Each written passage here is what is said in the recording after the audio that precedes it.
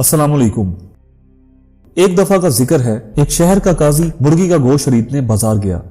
दुकानदार जिसने अपनी दुकान बंद कर रखी थी, एक मुर्गी को ज़िबा करके इसका गोश्त बनाकर किसी गाहक का इंतजार कर रहा था। काजी साहब ने कहा कि ये मुर्गी मुझे दे दो। दुकानदार ने कहा कि मैं मुर्गी के मालिक को क्या जवाब दूंगा। काजी साहब ने कहा कि गाहक से कहो कि तुम्हारी मुर्गी उड़ गई। अगर तुम इससे ये बात करोगे तो मामला मेरे पास आ जाएगा, इसलिए मैं ख्याल रखूंगा, तो तुम परेशान ना हो।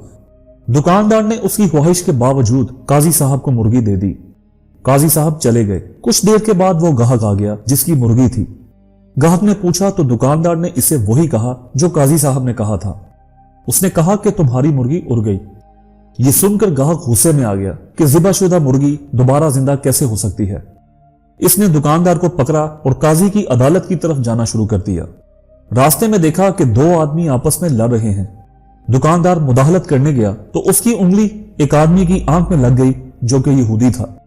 जो जख्मी हुआ वो भी अपना केस लेकर काजी साहब की तरफ चल पड़ा। दुकानदार को बहुत फिक्र हुई कि मुर्गी के मामले में काजी इसे बचा लेगा, लेकिन अब इस आंख वाली चीज का क्या बनेगा जो कि बन गई है। दुकानदार इतना परेशान हुआ कि उसने अपना हाथ छुड़वाया और भागकर मस्जिद के मीनार पर चढ़कर नीचे कूद पड़ा, लेकिन नीचे एक बूढ़ा आदमी खड़ा था। दुकानदार सीधा उसके ऊपर गिरा और बूढ़ा आदमी मौके पर ही गिरकर जान बहक हो गया। मरने वाले बूढ़े के बेटे ने दुकानदार को पकड़ा और इस पर काबू पा लिया। और जब इसे मालूम हुआ कि दुकानदार पहले ही काजी के पास जा रहा है तो वो भी इसके साथ हो गया और मामला काजी की अदालत में पहुंचा।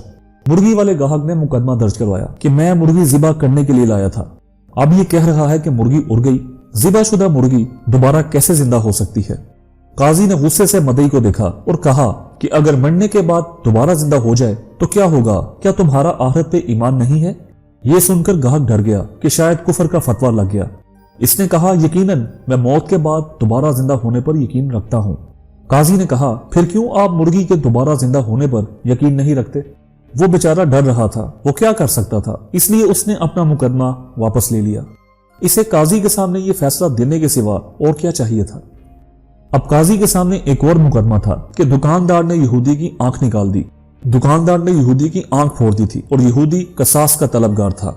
चूंकि यहूदी के लिए कसास आधा मुकर्रर था, इसलिए काजी साहब ने फैसला किया कि दुकानदार ने यहूदी की एक आंख फोड़ी है, इसका निस्फ कसास दुश्वार होगा। बेहतर यह है कि दुकानदार यहूदी की दूसरी आंख भी फोड़ दे। इस तरह यहूदी बदले में निस्फ कसास यानी दुकानदार की एक आंख फोड़ देगा। इसके अलावा और कोई चारा नहीं है। फैसला सुनते ही यहूदी की सीटी गुम हो गई। वो परेशान हो गया कि एक आंख तो पहले ही फटी हुई है, अगर दूसरी आंख भी फूट गई तो मेरा क्या बनेगा। इसलिए उसने फैसला किया कि वो अपनी दूसरी आंख बचाने के लिए दुकानदार को माफ कर दे। अब तीसरे मुकदमे की बारी आई। तीसरा मुकदमा बूढ़े आदमी के बेटे ने पेश किया।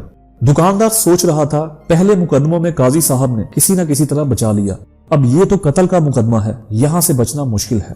काजी साहब ने तवज्जो से बूढ़े आदमी के बेटे की बात सुनी और कहा कि ये फैसला बिल्कुल इंसाफ पर होगा, जान का बदला तो जान ही है। अब इंसाफ का तकाजा ये है कि इस दुकानदार को इसी मस्जिद के मीनार के पास उसी जगह पर जहाँ वो बूढ़ा आदमी खड़ा था खड़ा कर देते हैं। बूढ़े आदमी का बेटा इस मीनार पर चढ़कर उसी खिड़की से जहाँ से ये दुकानदार कूदा था, इस दुकानदार के ऊपर कूद जाए और कूद कर इसकी जान ले ले और अपना कसास वसूल कर ले।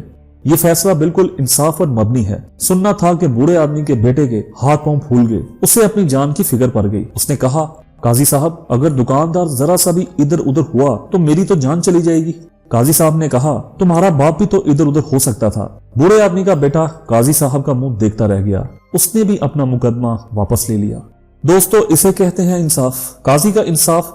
बदकिस्मती से हमारे निजाम अदल का भी यही हाल है। हमारी अदालतों में भी काजी कुछ इसी किस्म के फैसले कर रहे हैं।